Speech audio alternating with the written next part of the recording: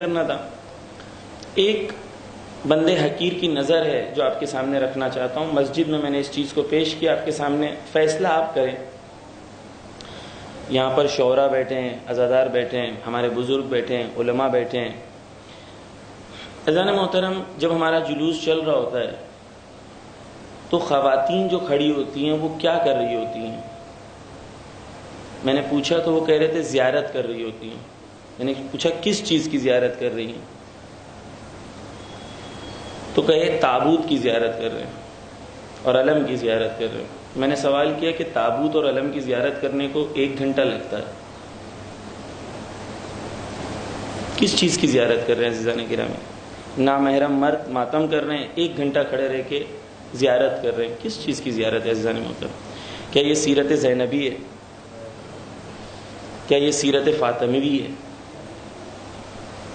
سوچیں آپ, یہ سوال میں نے کیا ہے آپ سے. جو بزرگان ہیں یہاں پر وہ خود سوچیں کہ قوم کے لیے عزت لے کے آتی ہے. کیا سیرت اہل بیت یہ ہے؟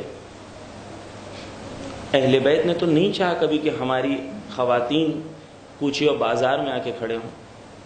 آپ دوسرے دیشوں میں دیکھیں, ملکوں میں کس طریقے سے عزاداری کا اہتمام ہوتا ہے. عورت کے لیے ایک الگ دستہ لگایا جاتا ہے, عورت بھی عزاداری کرے, مرد بھی عزاداری کرے.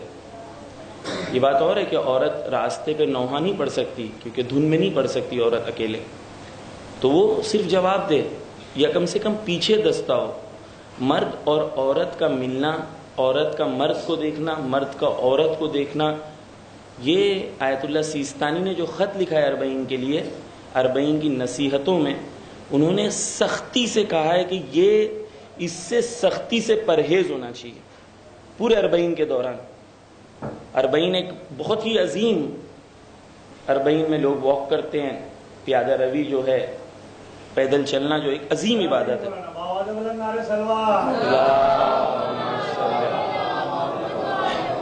آپ تو توجہ کریں اس بات کی. میں صرف میرا سوال یہ ہے, کیا یہ عزت مند کام ہے یا قوم کو عزت دلاتا ہے کہ سیدانیاں آ کے کھڑے رہیں وہاں پر 1-2 گھنٹہ رات کو 1-2 بجے, اور دوسرے مرد ماتم کر رہے ہیں, ان کو 1-1 گھنٹہ 2-2 گھنٹہ دیکھیں, موبائل سے ویڈیو لیں. یہ آپ کے ذہنوں میں سوال میں ڈالنا چاہتا تھا. فیصلہ آپ کے ہاتھوں میں, آپ عقل مند لوگ ہیں, آپ لوگ خود فیصلہ کریں.